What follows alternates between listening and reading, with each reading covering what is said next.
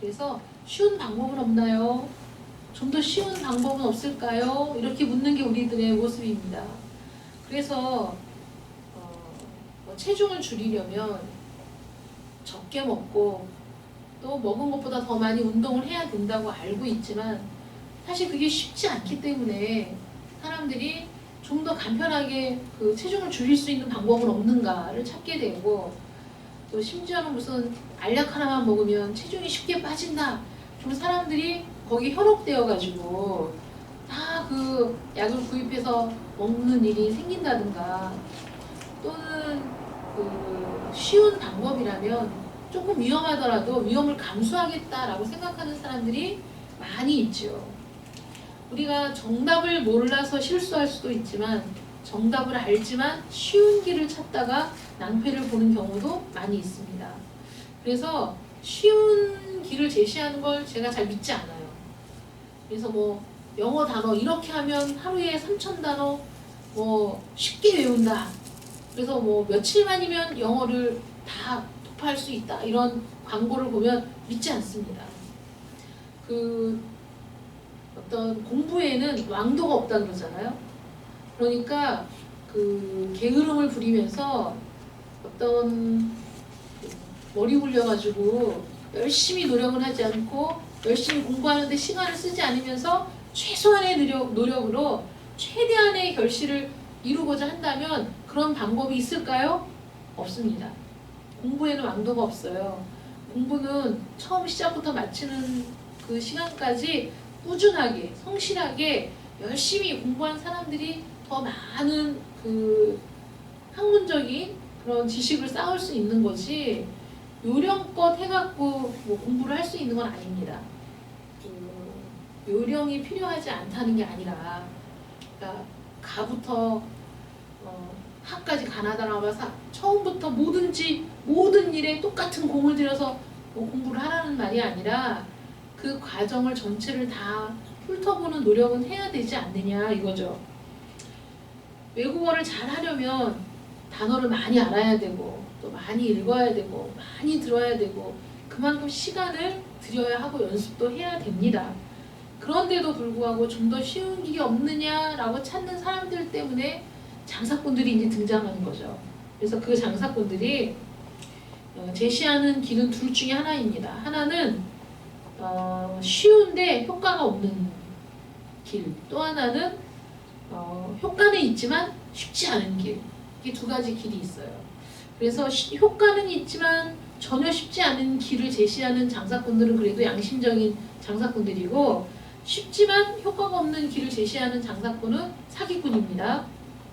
그래서 그 체중을 줄이기 위해, 몸의 독소를 빼내기 위해 단식원에 가시는 분들 있잖아요. 근데 거기 비용이 굉장히 비싸더라고요. 근데 가서 하는 일이 뭐냐면 굶는 거잖아. 단식원에 가서 굶는 거예요. 밥도 안 주고 돈은 비싸. 근데 왜 비싸게 받냐? 관리비. 그 사람이 그 안 먹고 굶고 거기서 제공하는 그 소량의 그것만 먹고 그 시간만큼 견딜 수 있도록 관리해주는 관리비잖아요. 뭐가 들어가? 뭐 밥을 잘 먹이기를 해, 뭐를 줘. 그리고 나서도 고맙다고 인사하고 거기 단식원에 뭐 2주 갔니 3주 갔니 하고 나서 몇 킬로 빠졌니 막 이런 거 또 그 체험담 또 올리고 막 이러잖아요. 비싼데. 아니면은 그 스파르타식으로 아예 그냥 집에도 못 가게 기숙학원 딱 만들어가지고 새벽부터 밤늦까지 정신없이 그 수업하고 과제해야 되고 뭐 활동해야 되고 그 안에서 스펙을 쌓고 막 그런 거 다 시키는 그런 학원. 그래서 아이들이 그 공포감을 느낄 수밖에 없는 그런 학원 얼마나 비쌉니까? 거기서도 딴 생각 못하게 관리하고 그 안에서 완전히 통제해서 공부 외에는 다른 걸 할 수 없도록 프로그램을 짜서 그렇게 굴리는 비용이 비싼 거죠. 이렇게 강압적으로 어려운 길을 가도록 채찍질을 해주는 비용, 그 비용을 받고 그렇게 채찍질을 해서 어떤 일정한 효과를 낼 수 있도록 도와주는 것, 이런 데가 있죠. 그래도 비싸긴 하지만 효과는 보는 거니까. 그래서 거기서 보면 효과를 보려면 쉽지 않은 거죠. 그쵸? 효과를 보기 위해서는 쉬운 길이 없어. 비싼 돈을 지불하고 거기 가서 거기서 아침부터 저녁까지 짜여진 프로그램들을 다 그걸 소화해내면서 견뎌야 그래도 성적이 오르는 거고, 거기 들어가서 2주 3주 못 나오고 거기 박혀가지고 거기서 그 진행하는 프로그램대로 막 진행하면서 그러면서 단식하면서 이러면서 이제 체중을 줄이는 이런 길은 있지요.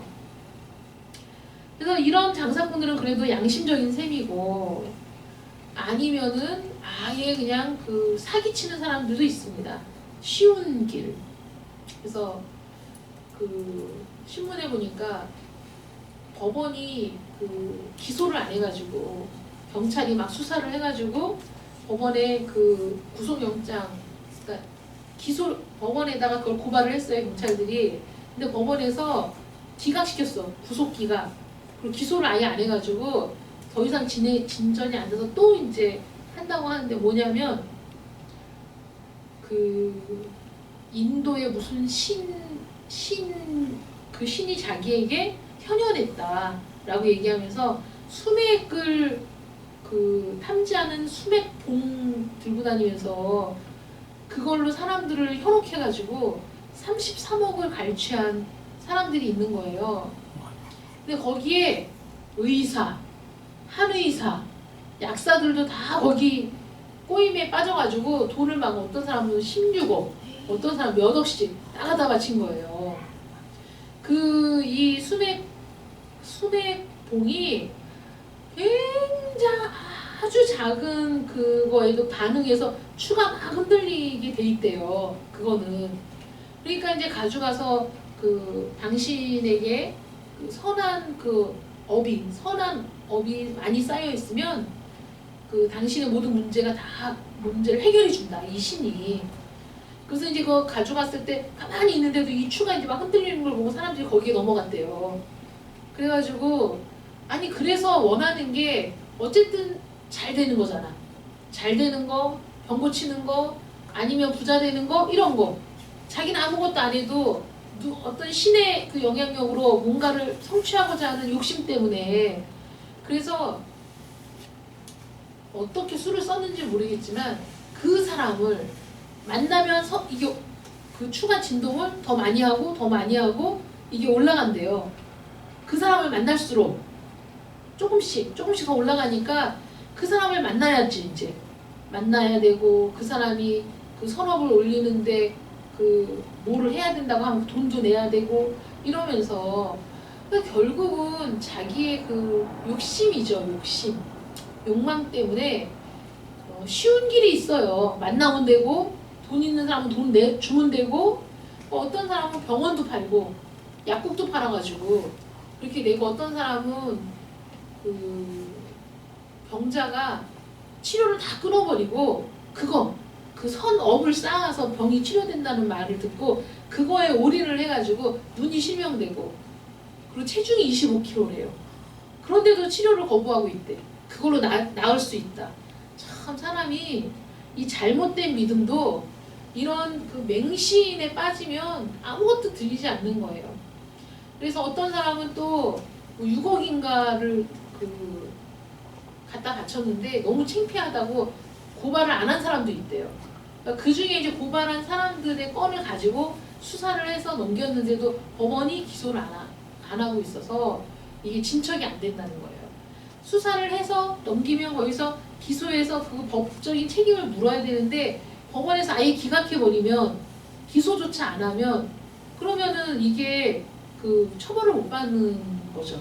다시 경찰서로 다시 돌아와가지고 이런 일도 있어요. 그러니까 사람들이 편하게 쉽게 쉬운 길을 찾으면서 그러면서 자기 욕심을 채우려고 하다 보니까 이렇게 또 사기에 걸리기도 하는 거죠. 근데 지금 이제 하나님과의 관계에 있어서도 쉬운 길, 지름길, 또 제가 말씀드렸지만 우리 그 신학을 공부하는 분들이 신학을 공부한다고 하면서 쉬운 길을 찾는다면 저는 그거는 애초에 생각이 잘못되었다고 생각해요. 잘못된 방법인 거예요. 많은 사람들이 뭐 외국 같은 경우에는 일반 대학을 나와야 신학대학을 들어갈 수 있고, 그러니까 신학이라는 학문이 모든 학문 위에 있다고 생각하기 때문에 모든 학문을 배우고 그래야 신학을 공부할 수 있는 그런 자격이 된다라고 생각을 해서 일반 대학을 나오고 그 다음에 신학대학을 들어가서 공부를 하거든요. 근데 그렇게까지 하기가 힘이 들고 외국에서는 그렇게 했었지만 우리나라에 선교사가 파송돼서 우리나라에서 일할 그 사람들을 세워야 되는데 여건상 그런 게 너무 어려운 거잖아요. 그러니까 우리나라 형편에 맞게 그때는 고등학교 졸업하는 사람도 많지 않았을 때니까 그러니까 그런 사람들을 훈련시켜서 교육시켜서 그 일을 하게 하려고 신학을 가르치는 그 기구를 만들어서 부족하지만 그래도 그 신학의 과정을 거쳐서 일을 할 수 있도록 하게 하다 보니까 우리는 학력이 좀 미비해도 신학을 공부할 수 있는 길을 열어놨고 그래서 그 신학을 공부해서 그 사역을 할 수 있게 그렇게 해놓은 거죠. 그래서 우리나라 같은 경우에는 고등학교만 졸업해도 어쨌든 신학을 학부로 공부할 수 있게 그렇게 해놨잖아요. 그런데 이제 그거를 4년이 아니라 2년! 우리는 방학이 없어. 그래서 1년에 2학기가 아니라 4학기를 해가지고 2년이면 8학기 해서 졸업을 시켜준다. 이런 사람들이 또 거기 가는 거예요. 그래서 또 그게 나중에는 1년만 배우면 또 된다. 그리고 1년만 배우고 그 목사 안 써주고 이런 그 이름 없는 이런 데도 많이 생겼거든요. 그래서 그런 제가 아는 분이 그래서 1년을 거기 수료를 했어요. 그래서 제가 그 공부를 그러니까 필요한 과목을 다 공부를 했다라는 게 중요한 게 아니라 과정도 중요한 거다. 거기에서 사람들이 모여서 함께 공부하면서 그 시간도 필요한 거고 과정도 필요한 거다. 그런 과정을 다 무시하고 배울 거 뭐 대충 아무렴 4년 배울 거를 1년에 다 배울 수가 있겠습니까? 근데 그런 편법을 사용해서 그렇게 해서 1년 배워서 빨리 목사 안수 받으면 뭐해? 그게 무슨 의미가 있어? 이왕 배울 거 제대로 배워야 되고 이왕 배우는 거 내가 그 과정에서 훈련받고 또 내가 경험해야 될 것들을 경험하고 훈련받으면서 이렇게 가야지. 하나님의 그 나라에도요 지름길이 없는 거예요. 하나님과의 관계에 있어서도 지름길은 없어요. 근데 지금 하나님과의 관계에 있어서 북이스라엘은 거의 뭐 파멸 상태, 이제 심판이 예고된 상태, 이제는 그 심판에 따라 멸망받을 수밖에 없는 그런 상태이잖아요. 말하자면 불치병에 걸려서 지금 오늘 내일 하는 상황이라고 북이스라엘이. 그런데 그 북이스라엘에게도 소망이 그럼 아주 없느냐? 그건 아니고 소망은 있었다는 거죠. 단지 그것이 쉬운 길이 아니었다는 거예요. 그래서 우리가 1절부터 보면 오라 우리가 여호와께로 돌아가자. 여호와께서 우리를 찢으셨으나 도로 낫게 하실 것이요 우리를 치셨으나 싸매어 주실 것임이라. 여호와께서 이틀 후에 우리를 살리시며 셋째 날에 우리를 일으키시리니 우리가 그의 앞에서 살리라. 그러니까 여호와께 돌아가는 길이 분명히 있지요. 여호와께 돌아가는 길이 있는데 여호와께 돌아가는 길은 어떤 길입니까? 회개하고 돌아가는 길이죠. 회개하고 돌아가는 길. 그래서 오라 우리가 여호와께 돌아가자. 여호와께서 우리를 찢으셨으나 우리가 범죄했으니까 하나님을 떠났으니까 하나님이 우리를 치시고 우리를 찢으셨지만 돌아가기만 한다면 낫게 하실 것이다. 돌아가기만 하면 싸매어 주실 것이다 라는 소망의 약속이 있어요. 그런데 돌아가자. 이 돌아가는 길이 쉬운 길이 아니라 아픈 길인 거죠. 돌아가는 길이. 그래서 우리는 이 말씀을 보면서 이 말씀을 굉장히 쉽게 생각해. 돌아가자. 돌아가면 하나님이 낫게 하실 거 아니냐. 그런데 문제는 돌아가는 길이 힘들다는 거예요. 아픈 거예요. 이 돌아가는 길이 만만치 않은 길입니다. 그러나 돌아가기만 하면 셋째 날이면 다 극복이 될 거예요. 셋째 날에 우리를 일으키시리니 우리가 그의 앞에서 살게 될 것이다. 그러므로 우리가 이렇게 돌아가기 위해서 이렇게 살 길을 찾기 위해서 우리가 해야 될 일이 뭐냐? 3절 말씀에 그 우리가 여호와를 알자. 힘써 여호와를 알자. 그의 나타나심은 새벽빛같이 어김없나니 비와 같이 땅을 적시는 늦은 비와 같이 우리에게 임하시리라. 이게 무슨 말이죠? 우리 신규식 장로님이 그 응답을 간구하는 그런 그 감사행위를 드리시잖아요. 근데 하나님의 응답은, 하나님의 약속의 성취는 얼마나 분명하냐면 새벽빛같이 해가 떠오르듯이, 매일 해가 떠오르듯이 하나님의 약속은 그렇게 너무 분명하다는 거예요. 하나님의 응답은 너무 틀림없는 일이라는 거예요. 너무 틀림해. 매일 새벽마다 올라오는 태양같이 어김없어. 그러니까 이거는 장담할 수 있는 일이야. 야, 내 손에 장을 지져. 하나님이 분명히 응답하셔. 이거죠. 말라기서에 보면 너희가 그 11조에 대한 규정에서도 너희가 11조를 하고 하나님이 복을 주시나 안 주시나 한번 내기해보자. 한번 보자. 진짜 하나님이 그렇게 하시나 안 하시나.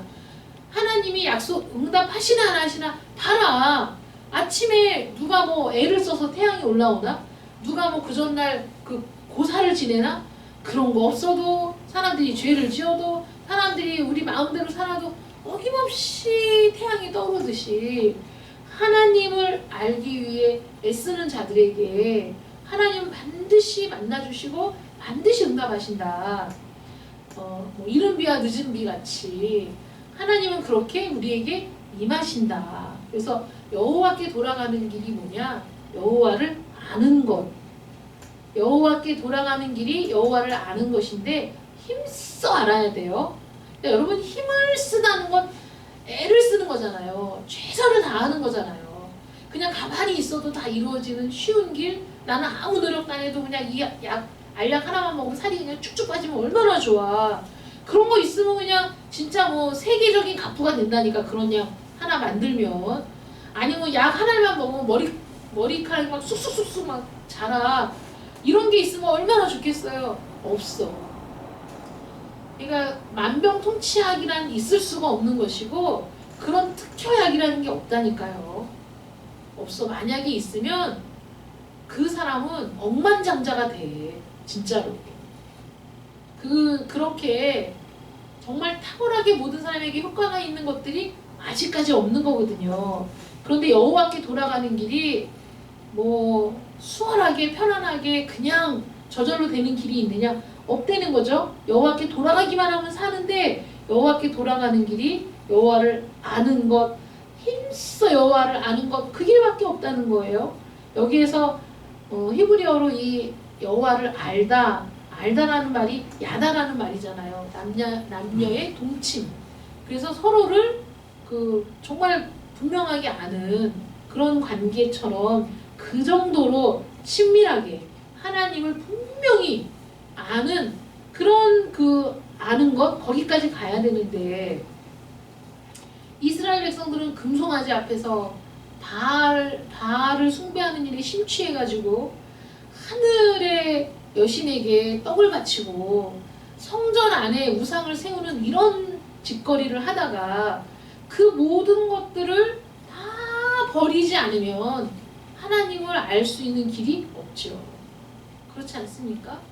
하나님을 섬기라고 만들도록 하나님이 말씀하신 그 성전 안에다가 이스라엘 사람들이 우상을 세워뒀다니까요. 성전 안에, 하나님을 섬기는 곳에. 그러면서 우리가 하나님도 섬기고 바알도 섬기고 하나님도 섬기고 아세라도 섬기고 하나님도 섬기지만 하늘의 여신에게도 제사를 지내는 이런 말도 안 되는 짓거리를 하면서, 그러면서 자기들이 하나님을 섬기고 있다라고 스스로 착각하고 있는 이런 사람들이에요. 그런데 그런 걸로 어떻게 하나님을 알 수 있습니까? 그런 걸로 어떻게 하나님을 섬긴다고 할 수 있겠습니까? 호세아는 하나님을 아는 길이 뭐냐? 하나님의 말씀, 곧 율법에 기록된 하나님을 알기 위해서 노력해야 된다 이거예요. 그냥 우리가 막 이스라엘 백성들이 우상을 섬기는 걸 즐거워했다라고 하나님 말씀하시잖아요. 너희가 그것을 좋아했다. 그러니까 그 푸른 나무 밑에서 음행하면서, 푸른 나무 밑에서 우상을 섬기면서 뛰놀고 음행하고 이걸 너희들이 좋아서 했다. 그러니 좋아서 했던 일들을 하나님을 힘써 알기 위해 끊어버리는 건 얼마나 힘든 일이냐고요. 쉽지 않은 일이죠. 바알 종교의 제사를 열심히 하는 것으로는 결코 하나님을 알 수가 없습니다. 그러나 우리가 하나님을 알기 위해서 노력한다면 그 효과는 확실하다는 거예요.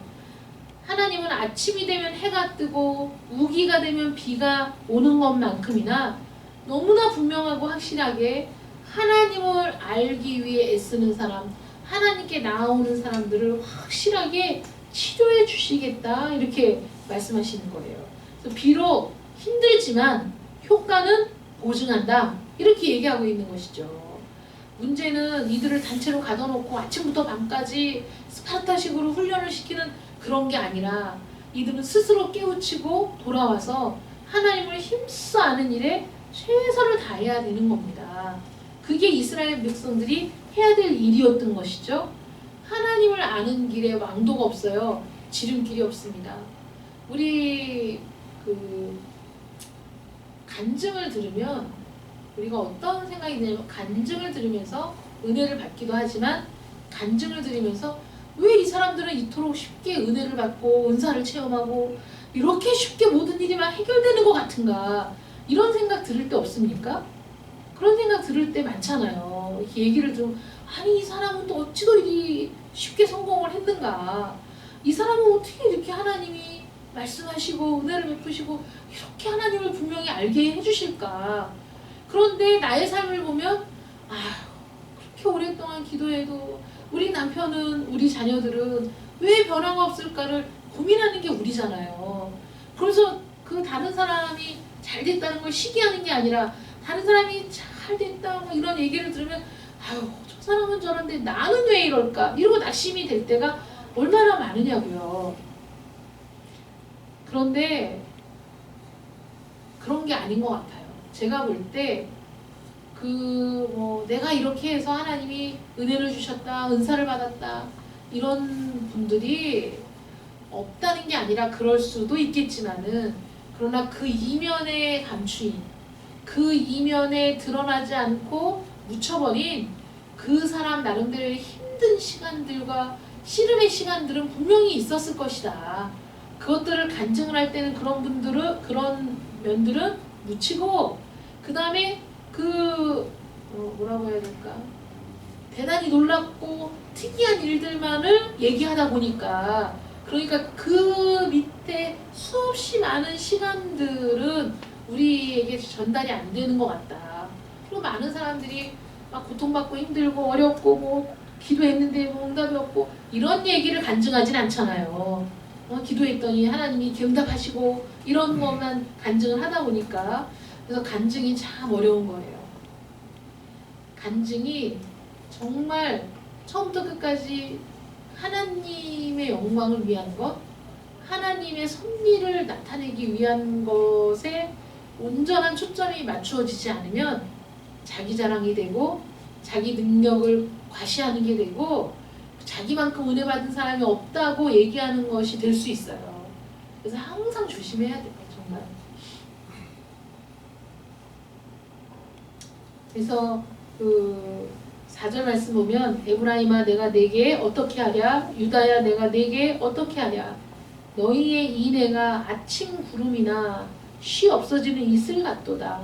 그러니까 인애라는 건 하나님의 뜻대로 사는 삶에서 나타나는 모습인데 정말 말씀을 깊이 알기 위해 힘을 쓰면서 그 말씀이 내 삶 가운데 이루어지기를 묵상하고 간구하는 가운데 내 삶이 그렇게 하나님의 인애를 드러내는 그런 삶이어야 하는데 그런 삶까지가 사실 쉬운 일은 아니잖아요.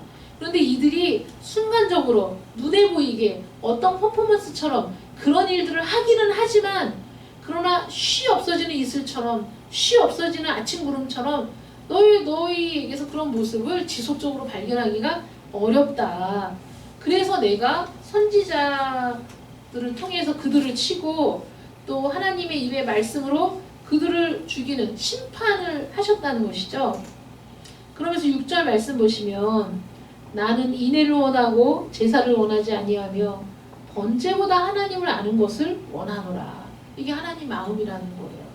하나님께 나아올 때 번제와 뭐 소제와 화목제와 속죄제, 속번제 이런 그 규정을 마련하시고 하나님께 나올 수 있는 방법을 알려주셨으나 그 모든 제사에 우리의 마음이 없다면, 우리의 믿음이 없다면, 우리의 그 하나님을 사랑하는 마음이 없다면 그게 또 무슨 소용이 있느냐 하는 거죠.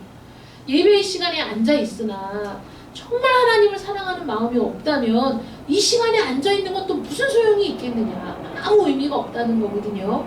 그래서 하나님께서는 인애, 그러니까 우리의 삶이 하나님을 경외하는 삶이기를 원하고 우리의 그 모든 삶이 하나님을 사랑하기 때문에 이루어지는 삶이기를 원하는 거지, 어느 한순간 형식만 갖춰서 번제를 드리고 제사를 드리고 이걸 원하는 게 아니라는 겁니다.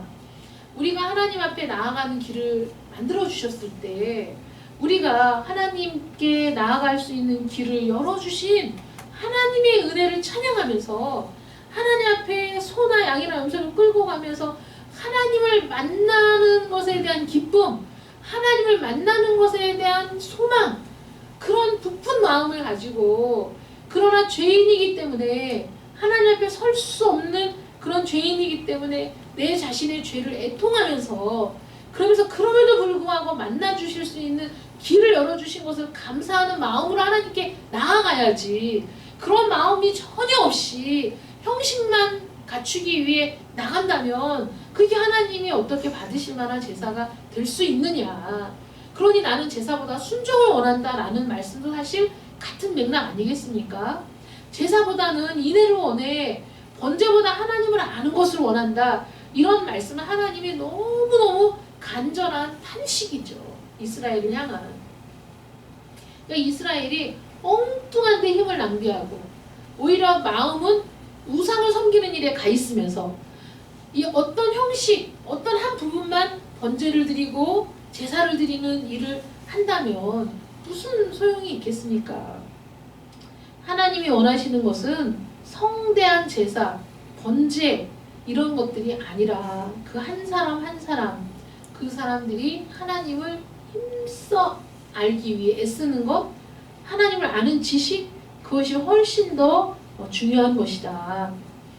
그래서 하나님께서는 강압적으로 공부를 시키고 운동을 시키는 그런 강사들처럼 선지자들을 보내서 호되게 때리시고, 그 다음에 하나님이 때로는 심판을 하시고, 때로는 그 옆에 옆구리에 가시들이 되어 그 옆에 있는 이방 나라들을 통해서 이스라엘을 치기도 하시고, 여러 가지 환난과 곤고를 주시면서 그들이 하나님을 향한 길을 갈 수 있도록 채찍을 드셨는데, 그런데 그것도 듣지 않으니 소용이 없어요. 그것도. 그래서 7절 말씀 보시면 그들은 아담처럼 언약을 어기고 거기에서 나를 반역하였느니라. 우리 오전에 들은 말씀처럼 첫사람 아담 완전하게 그 창조되었으나 완벽한 사람이었으나 하나님을 배반했던 그 아담처럼 이 이스라엘 사람들이 그렇게 언약을 어기고 거기에서 하나님을 반역했다는 거죠. 길앗은 악을 행하는 자의 고울, 피 발자국으로 가득 차고 강도떼가 사람을 기다린 같이 제사장의 무리가 세겜길에서 살인을 한다, 사악을 행한다. 이 제사장의 죄에 대해서 우리가 지난번에도 한번 말씀을 나누었잖아요. 제사장들이 백성들을 하나님께로 인도하고 그들을 위로하고 또 그들을 안아주고 이렇게 해야 될 사람들인데, 오히려 제사장들이 백성들이 죄를 짓고 더 많은 그 재물들을 갖고 와서 그래서 자기들의 배를 불리고 자기들의 재산이 증식되기를 원한다면 얼마나 이거 나쁜 일입니까? 그런데 그렇게 강도같이 제사장들이 이스라엘 백성들의 고열을 빠는 일을 하고 있었다는 거죠. 또 10절 말씀 보시면 내가 이스라엘 집에서 가증한 일을 보았나니 거기서 에브라임은 음행하였고 이스라엘은 더럽혀졌다. 또 유다도 마찬가지 죄를 지었다는 것이죠. 그래서 안타까운 하나님의 탄식이 나오는 겁니다. 공부하기 싫어하는 자식을 처음에는 어르고 달래고 그리고 어떻게든지 공부를 시키려고 애를 쓰다가 그마저도 안 되면 매를 들고 때로는 때리기도 하고 그러는데도 아무 효과가 없어. 자식을 좀 잘 가르쳐 보려고 하나님께서 이렇게도 하고 그러니까 우리가 자식들 이렇게도 하고 저렇게도 하고 어떻게든지 마음을 바꿔보려고 애를 쓰지만 그게 안 될 때 얼마나 마음이 아프고 참담합니까? 그런 부모의 마음처럼 하나님께서는 이 이스라엘이 하나님을 알고자 하는 마음, 하나님을 경외하는 마음보다는 하나님을 반역하고 살인하고 음행하고 더러움이 가득한 이 상황에 빠진 이스라엘 백성들을 바라보면서 그들을 책망하고 그들에게 심판을 선언하면서도 그러면서도 하나님이 또한 옆으로는 소망을 주시는 게 돌아와라 돌아와라 이거잖아요. 어서 돌아와라 돌아와라. 이사야서에서도 오라 우리가 변론하자. 너희 죄가 주홍 같을지라도 내가 흰 눈과 같이 깨끗하게 해줄 것이고 너희 죄가 진홍 같을지라도 내가 너희를 양털같이 희게 하리라.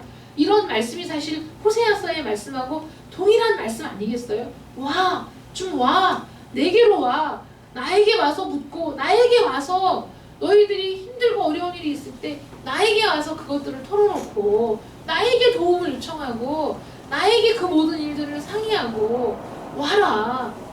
죄 있어도 괜찮아. 범죄했어도 괜찮아. 너희가 나를 떠나고 반역했던 일을 내가 다 알고 있어. 그러나 오라는 거죠. 오면 내가 치유해 줄게. 오면 내가 너희 죄를 깨끗하게 씻어줄게. 너희가 내게 돌아오기만 하면 너희의 모든 죄를 내가 양털같이 흰 눈과 같이 희게 해줄게 라고 약속하시죠. 그래서 우리가 해야 될 일은 뭡니까? 하나님께 가서 힘써 하나님을 알기를 그 애를 쓰고 하는 것, 그게 우리가 해야 될 일이라는 거예요. 절망적인 상황을 극복하는 길이 오직 이거밖에 없다. 하나님을 알기 위해 힘쓰는 것, 하나님을 알기 위해 내 모든 것을 드리는 것, 이게 가장 중요한 일이에요. 여러분 얼마나 하나님 알기 위해 애쓰고 계십니까? 하나님을 알기 위해 여러분들이 얼마나 시간을 쓰고 계시냐고요. 우리의 시간, 하루에 24시간을 보면 먹고 자는 시간 빼고 자야 되고 먹어야 되니까 먹고 자는 시간이 사실 굉장히 많이 들어가잖아요. 3분의 1이 넘게 들어가잖아요. 먹고 자는 시간 빼고 그 다음에 뭐 합니까? 먹고 자는 시간 말고도 뭐 일도 해야 되죠. 일도 해야 되고 하루에 눈을 뜨고 밤에 잠을 잘 때까지 우리는 매일 바쁘다 너무 바쁘다 이렇게 삽니다. 바쁘지 않은 사람들도 있겠죠. 자고 싶은 만큼 자고 놀고 싶은 만큼 놀고 그렇게 하루하루를 보내는 사람들도 있겠지만은 여러분 시간이 우리에게 뭐 한정 있는 게 아니에요. 저는 하루가 48시간이면 좋겠어요. 그랬더니 누가 그러더라고. 48시간 줘도 안 된대. 놀고 먹는 사람은 지겨워 죽는데 빨리. 하루 48시간 주면. 근데 제가 볼 때는 안 그런 것 같아. 옛날에는 아유 그 지겨워서 어떻게 놀아. 아이 노는 사람들은 48시간도 놀아요. 먹고 자고 노는 거지. 돈이 없어 걱정이지 뭐 노는 게 걱정이겠어. 그런데 저는 항상 그런 생각 많이 했거든요. 하고 싶은 일을 할 시간이 없었어. 매일매일 시간에 쫓기는 일들, 해야 하는 일들이 있기 때문에 내가 무언가를 하고 싶은 일을 하려면 그 시간을 내가 무언가를 할 시간을 빼고 이걸 해야 돼요. 우리는 그렇게 늘 선택하며 살잖아요. 우리가 하고 싶은 일만을 하면서 못 살았어. 하루하루 쫓기면서 살았어요. 그러니 시간이 있을 때 하고 싶은 일도 해야지. 나중에는 하고 싶은 일도 못해요. 시간이 없어서 못하는 거야. 그런데 하고 싶은 일은 많은데 시간이 부족해? 또는 하고 싶은 일이 있지만 더 중요한 일을 해야 되는 거죠. 하고 싶은 일이 많이 있어도 내가 24시간밖에 없는데 하루에 먹는 시간, 자는 시간 빼고 남은 시간 중에 정말 안 하면 안 되는 일을 해야 될 시간이 있고 그리고 또 내가 선택할 수 있는 시간이 있는데 무엇을 선택하느냐. 중요한 일을 먼저 선택하는 거죠. 삶의 우선순위가 있잖아요. 너무 무료하게 하루를 아무 의미 없이 그냥 눈을 떠지니까 뜨고 또 할 수 없이 해야 될 일이니까 하고 그리고도 아무 생각 없이 산다면 치매 걸린 사람이랑 뭐가 다르겠어요.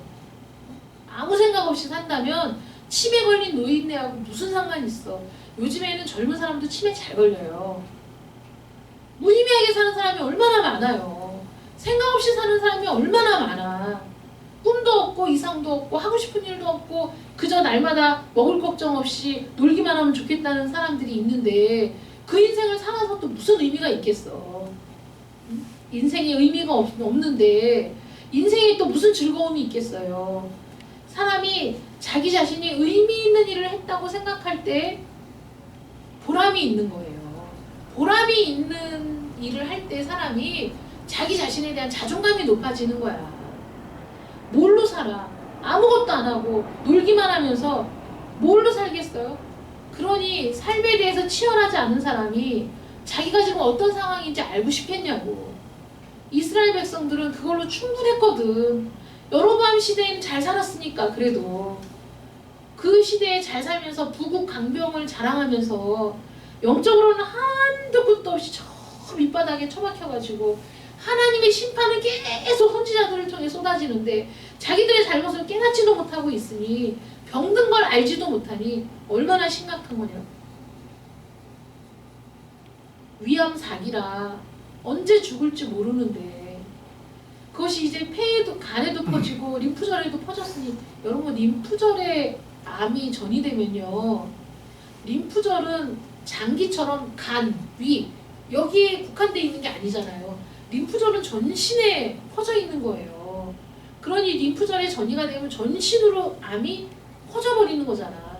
그러니까 항암 치료도 전방위적으로 다 해야 되니까 훨씬 강도가 높은 항암 치료를 할 수밖에 없거든요. 그런데 물론 사람이 그런 상황에 절망해서 치료도 다 필요 없다, 죽고 싶다 이렇게 얘기할 수 있지만 그것이 마음만의 문제는 아니거든요. 그리고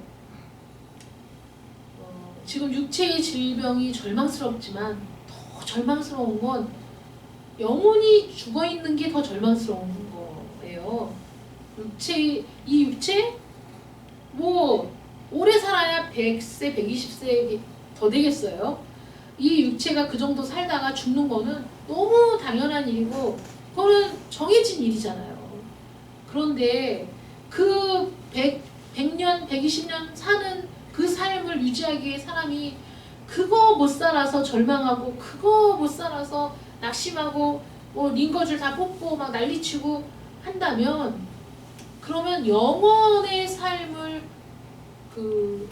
깨닫지도 못하고 영원의 삶을 준비하지도 못한 사람은 얼마나 더 절망스러운 건지를 모르기 때문에 지금 그런 절박함을 안다면 그렇다면 뭐 기어서라도 오긴 와야죠. 교회를. 어떻게 해서든지 예배의 시간을 비우죠. 어떻게 해서든지 예배의 시간을 확보하려고 하죠. 그런 간절함이 있어야 돼요. 예배의 시간을 확보하고 예배의 시간을 사수하기 위해 내가 모든 시간을 집중해야 돼요. 그래서 예배를 드려야 됩니다. 여러분 이 공예배가 굉장히 중요한 거거든요. 공예배를 무시하고 나 성경 읽는데 뭐 집에서 기도하면 되지 천만에요. 그럴 것 같으면 하나님이 교회를 왜 만드셨겠어요. 예수님이 요한계시록에서 7 금촛대 사이를 다니시는 분, 그 손에는 7뼈를 주시고 7 등잔대 그 사이를 다니시는 분, 교회를 지키시는 분, 교회에 임재하시는 분이 주님이시잖아요. 그러므로 우리는 교회의 공동체로 우리가 그 교회를 섬기고 교회 안에서 하나님의 임재를 맛보고 그런 공예배가 우리에게 굉장히 중요한 거라 우리가 공예배를 통해 그리스도인임을 나타내는 거고 주의를 지키며 예배를 드리는 것을 통해 하나님의 자녀임을 우리가 나타낼 수 있는 거죠. 뭘로 나타낼 수 있겠어요. 그래서 이 예배 시간을 지키기 위해서 최선을 다해야 돼. 이 예배를 드리지 못하는 걸 슬퍼하고 안타까워야 해야 된다고요. 그러니까 이스라엘 백성들이 하나님을 섬긴다고 번제도 드리고 하나님을 섬긴다고 상번제도 드리고 화목제도 드리고 드리는데 거기에는 마음이 일도 없고 그 다음에 우상을 섬기는 일은 좋아서 하고 있다면 여러분 그 번제 화목제 드리는 게 무슨 의미가 있느냐?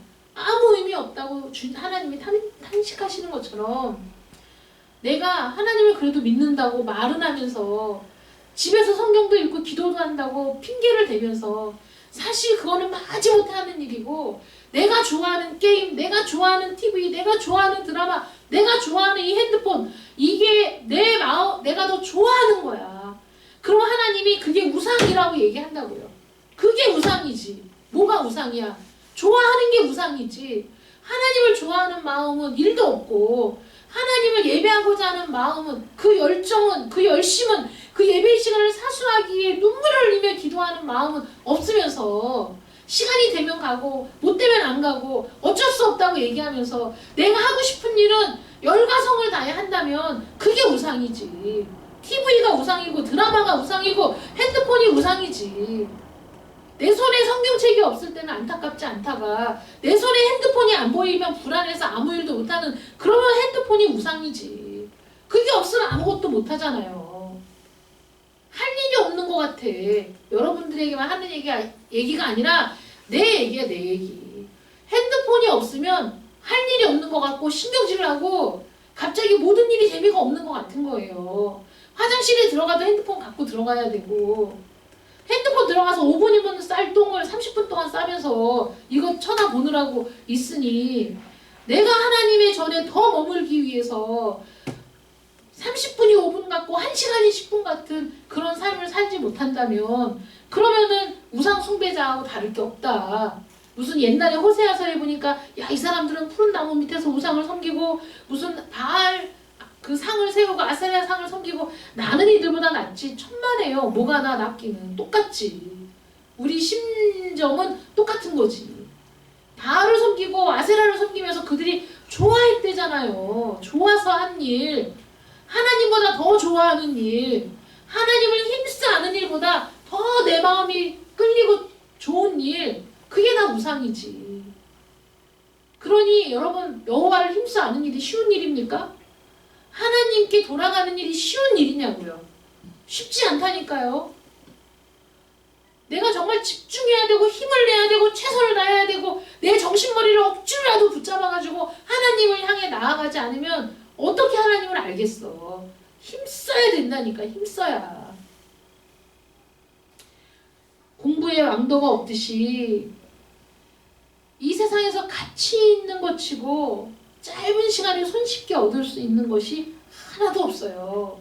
하나님과 친밀한 관계를 맺는 것 역시 쉬운 길이 없어. 빠른 길이 없어. 지름길이 없어요. 신앙의 회복과 성장도 지름길은 존재하지 않아요. 말씀을 깨닫고 깊은 기도의 세계에 들어가기 위해서도 힘을 쓰고 땀을 흘려야 돼. 여러분 밖에 나가서 운동하느라고 땀 흘리면 배고프죠? 여러분 집중해서 땀 흘려 기도해보세요.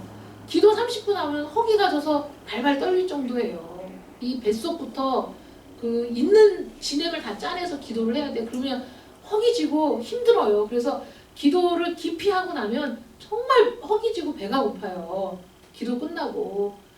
그래서 차를 타고 돌아오면서 머릿속으로 뭐 좀 먹을 게 없나 이런 생각이 들 정도로 허기가 지거든요. 그렇게 힘쓰고 땀을 흘려야 그래야 그 깊은 기도의 세계에도 들어가는 겁니다. 그러나 힘들고 어렵지만 애를 써야 되지만 어떻게 해서든지 내 마음을 붙잡고 하나님이 내 마음을 붙들어 하나님께로 묶어주시기를 간절히 구하며 하나님 앞에 나아갈 때 그것이 쉬운 길은 아니지만 새벽빛같이 어김없이 하나님은 우리의 그 노력을, 우리의 그 애씀을 하나님은 다 받으시고 기억하시고 그리고 정말 분명한 효과를 볼 수 있도록 해주신다. 그러므로 힘써 여호와를 아는 여러분들 되시기를 축원합니다. 아멘. 애써서 하나님께 더 가까이 나아가는 이 길을 힘써 가는 거예요. 이 길을 가면서 이것저것 다 뭐든지 다 해찰하고 딴 데 보고 주의가 산만해요. 여러분 하나님의 길을 걸어갈 때 주의가 산만하면 안 돼. 갈 수가 없어요. 앞에 하나님만 보고 가야 돼요. 우리가 아이들을 가르칠 때 집중해라 집중해라 이렇게 얘기하잖아요. 근데 아이들은 집중 시간이 짧다 그러죠. 유치부 애들은 뭐 5분, 아동부 애들은 10분. 그렇다고 해서 제가 학생부 애들을 해보니까 학생부 애들은 한 20분 집중할 수 있냐? 아니야. 못해. 무슨 집중? 그러면 어른들은 또 집중을 잘하나? 아니 천만의 말씀. 어른들도 집중 잘 못해요. 그럼 목사님들은 집중을 잘하나? 아이고 저기 오해하지 마세요. 목사님들도 집중 못해요. 여러분 집중해 주세요.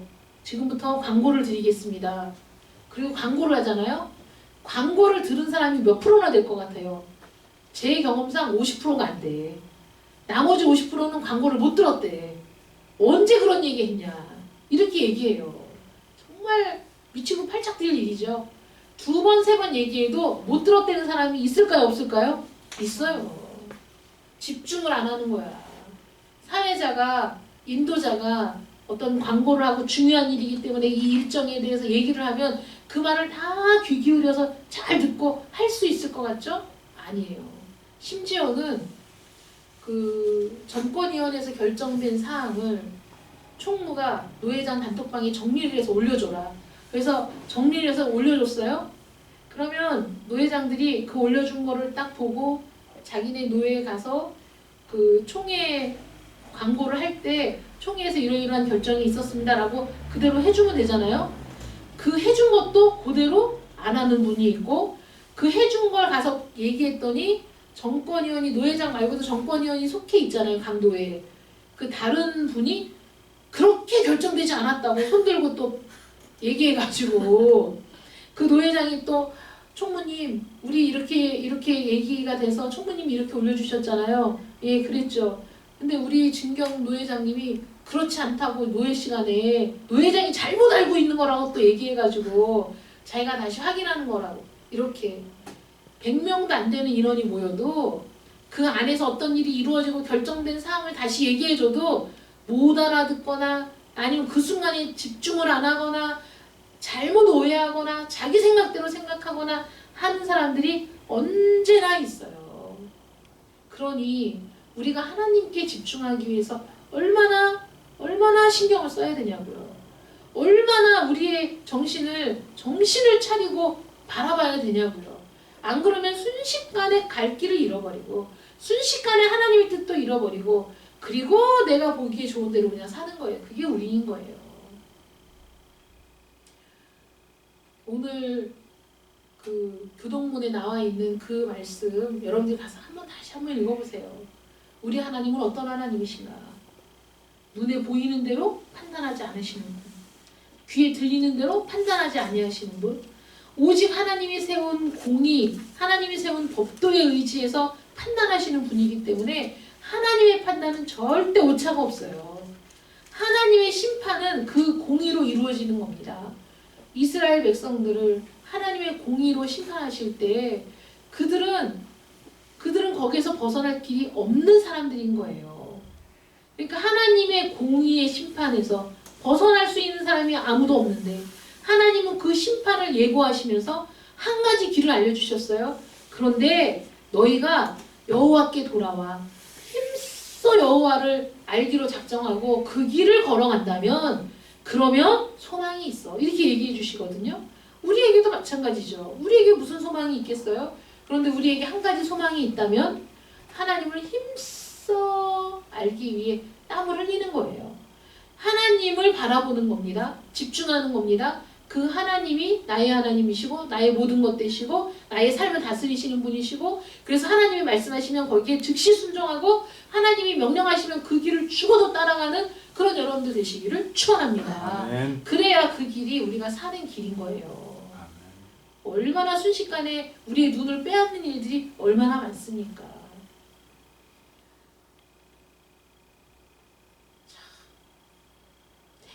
문제인 것 같아요. 핸드폰이.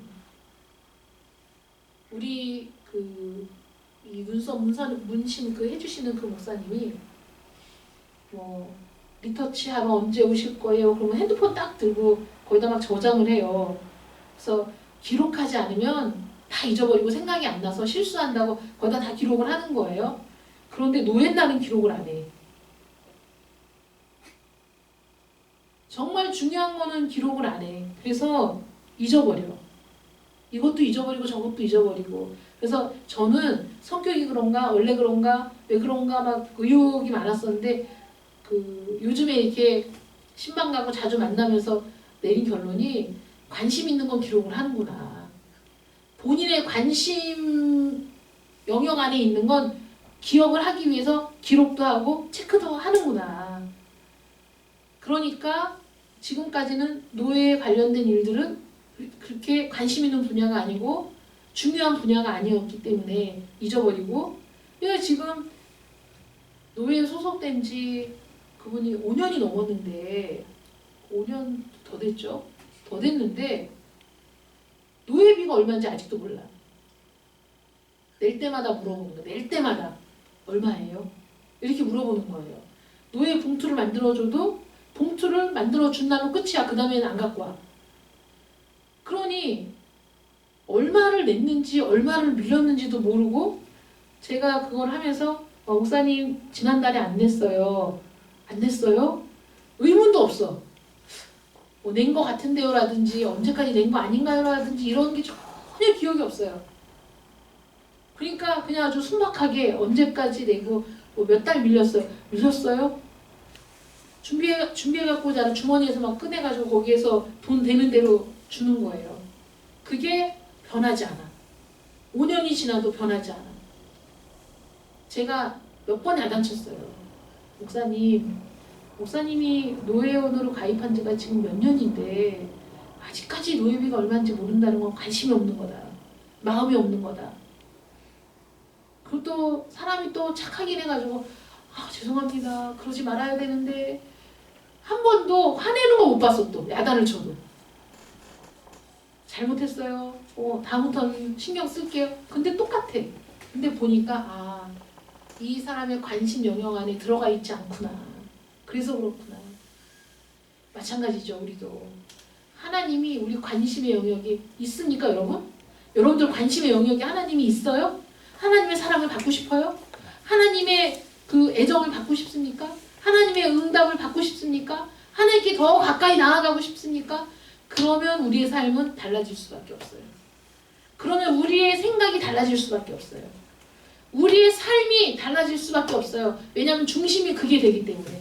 하나님 알고 싶은 거, 응답받고 싶은 거, 하나님과 더 친밀하게 교제하고 싶은 거, 어떻게 해서든지 하나님과 아주 친밀한 관계가 돼서 하나님 그럼 왜 막 이런 관계가 되고 싶다는 열망, 이런 것들이 우리 안에 있으면 예배의 모습도 달라질 수밖에 없고 기도의 모습도 달라질 수밖에 없고 하나님을 향한 관심이 나날이 증폭되고, 그럼 당연히 우리의 삶에서 그런 모습은 나타날 수밖에 없죠. 그런 관심이 없으면 우리는 하나님 앞에 하는 모든 것들이 의식적이고 습관적이고 그 다음에 체면치레적이고 이렇게 될 수밖에 없어요. 그것은 하나님이 원치 않는 겁니다. 하나님은 우리와 가장 잘 아는 사이, 가장 친밀한 사이, 하나님과 우리 사이에 그 어떤 것도 끼어들지 않는 정말 부부와 같은 그런 친밀한 관계이기를 하나님이 원하시는 겁니다. 그런 친밀한 관계 속으로 들어가시고 더 힘써 여호와를 알기에 애쓰는 여러분들 되시기를 축원합니다. 기도하겠습니다. 사랑의 하나님 감사합니다. 하나님을 알고 하나님을 예배하는 길에 왕도가 있겠습니까? 지름길이 있겠습니까? 하나님, 그 모든 것들은 결코 옳은 길이 아닙니다. 우리가 하나님을 알기 원하고 힘써 하나님을 아는 일에 최선을 다하고자 할 때 하나님께서 반드시 우리와 만나주시고 우리의 기도에 응답하시며 우리가 힘써 여호와를 알기에 힘쓰는 모든 일들이 결코 헛되지 않도록 우리를 붙들어 주신다고 약속하십니다. 아무리 세상의 심판이 선언이 되고 이제 종말을 향하여 나아갈지라도 그렇게 하나님을 알고자 하는 자들에게는 소망이 있고 그것만이 우리가 살 길이라는 것을 오늘 하나님 다시 말씀해 주십니다. 이스라엘 백성들처럼 우상을 세우지 않았다고 교만하지 않게 하여 주시옵소서. 이스라엘 백성들처럼 나무 아래에서 푸른 나무 아래에서 음행을 하며 하나님을 멸시하지 않았다고 우리 스스로 위안을 삼지 않도록 도와주시기를 간절히 원합니다. 하나님, 그들처럼 우리도 더 좋아하는 것들이 있어서, 더 사랑하는 것들이 있어서 하나님을 아는 일에 힘쓰지 않았다면, 하나님을 아는 일에 최선을 다하지 않았다면, 하나님을 아는 일이 우리의 최고의 기쁨이 되지 않았다면 우리는 모두 우상 숭배자들이며 우리는 모두 하나님의 진노를 받기에 합당한 자들입니다. 하나님, 우리가 지금까지 너무 허투루 살았습니다. 정말 우리 하나님을 아는 일에 최선을 다하지 못하며 살았습니다. 하나님, 우리를 용서하여 주시옵시고 정말 하나님을 아는 일에 최선을 다하며 힘써 여호와를 알기에 애를 쓰는 저희들이 되게 하여 주시옵소서. 아멘. 예수님의 이름으로 기도드립니다. 아멘.